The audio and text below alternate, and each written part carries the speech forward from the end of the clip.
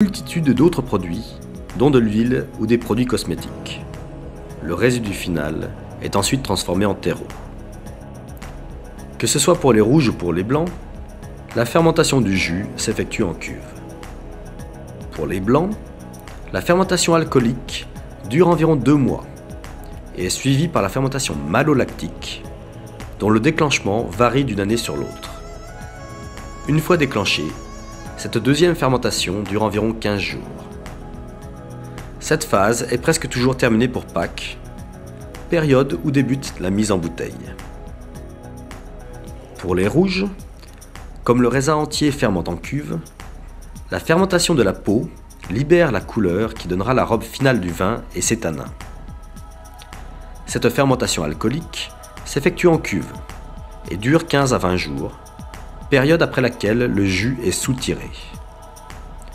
Lors de cette opération, appelée le décuvage, les sous-produits, essentiellement le gène et la peau, sont transférés au pressoir, où le pressurage permet d'obtenir un deuxième jus, qui revient alors en cuve pour une deuxième fermentation, la fermentation malolactique, qui stabilisera l'acidité du vin.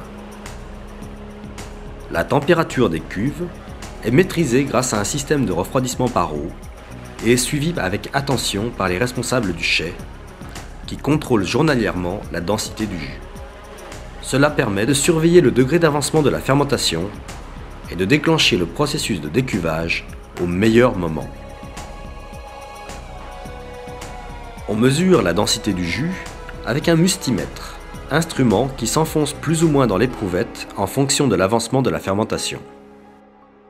Une petite partie de la production est élevée en fût de chêne, ce qui concerne environ 20% des rouges et 4% des blancs. Les quantités dans chaque fût étant beaucoup plus limitées qu'en cuve, ce travail demande beaucoup plus d'attention, mais permet de développer des arômes spécifiques. Le travail en fût demande d'avoir un vin puissant, qui ne se laissera pas dominer par le goût du chêne.